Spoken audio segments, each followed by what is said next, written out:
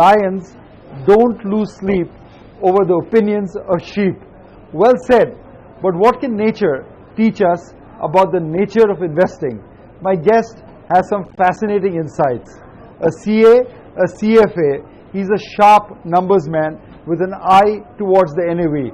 Let's go meet the CIO of Reliance Equities, Sunil Singhania.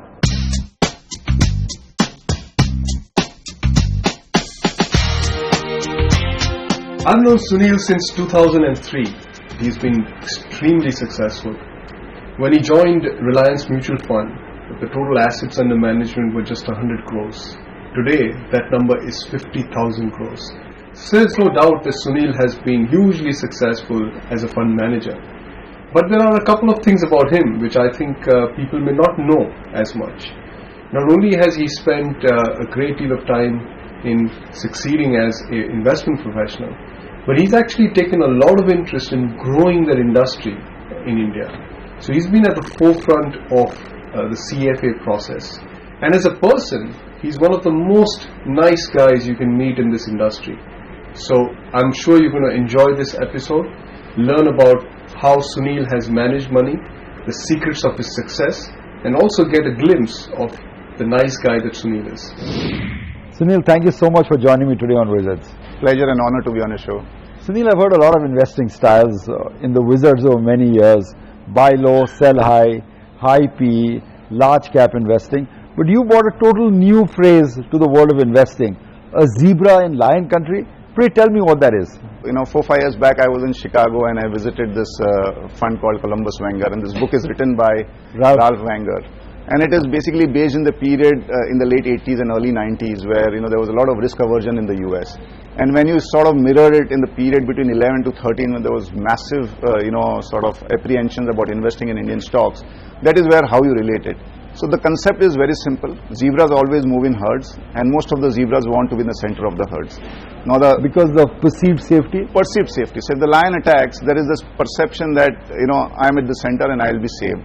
As a result of which, there is very little grass for these zebras to eat. So there is very little return in companies which are very obvious choices. And well known to investors. Well known, and where the perceived risk is much lower. Right. And the zebras at the side are the zebras which eat the best grass, where the perception is that they are more at risk, but when the time comes, they are the fastest to run. But can you give me an example of how you were a zebra in lion country by example of a couple of stocks that you picked? So I'll give you an example, in 2012-13, there was this OFS which was mandated by SEBI. All companies which had, promoter holding over 75% had to perforce sell it. Yeah. So there were a lot of good quality multinational companies which had to perforce sell their shares. And that was a last opportunity which any large investor could buy in a meaningful way. And I think that was sort of a zebras at the side where no one wanted to buy those companies because the near-term fundamentals were not looking as rosy.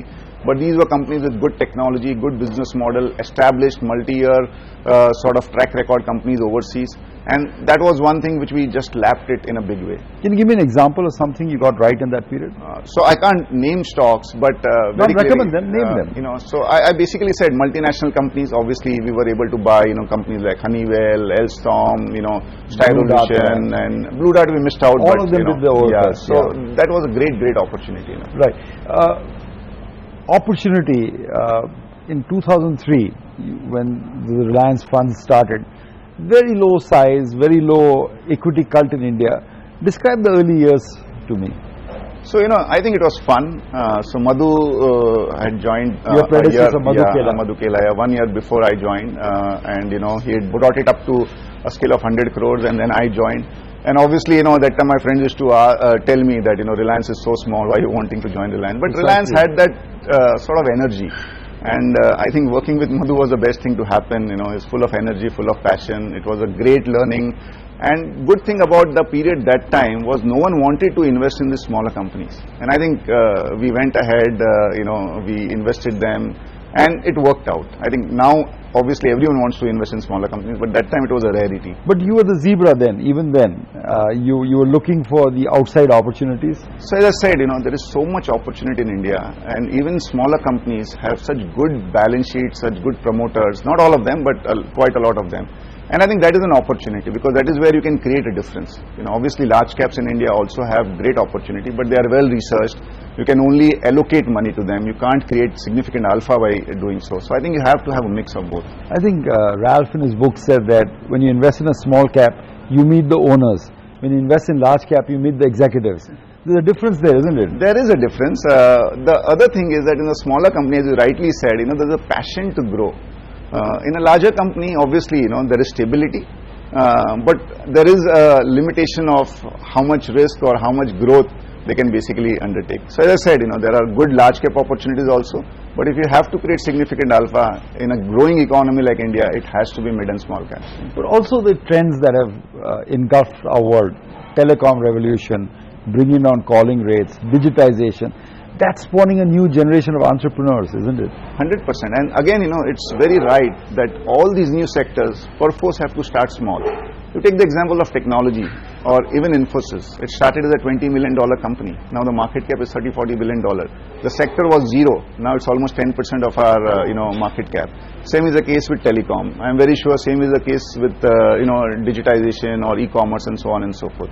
So any new sector which comes up has to perforce start small. Media, where you are also very bullish.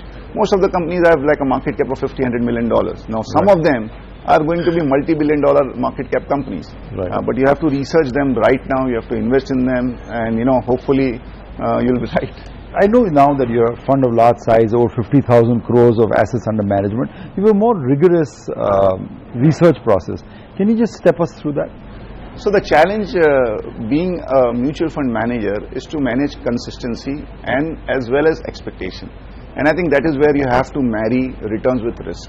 And that is where process becomes very, very important. We always focus on where we went right. We never focus on where we went wrong. What went wrong? Yeah. And I think that is where you have to be very clear. So now how do you focus that? How do you decide what is your benchmark risk in a portfolio? Again, it's an evolving process. And we believe that we don't have a 200-year history of fund management, which is good because you're not fixated with laid down processes which might be outdated. We have grown up on Dalal Street. We have learned a lot on Dalal Street apart from what we have learned in classrooms, and we try to marry whatever we learn every day. So I think in the processes very clearly, one is we have a large team. We have the flexibility of not having a head count like a lot of multinational companies would have. We have complete liberty. So we have a very strong large team. Because of the inherent sort of style of working, people are sticky, they are happy. And I think equity investment is all about happy people. You can't invest in a very, you can say, profitable manner if you're not happy. So you know what makes television executives happy? When you go to a commercial break. We'll take one, come back and chat some more with Sunil Singhania, CIO, Reliance Equities.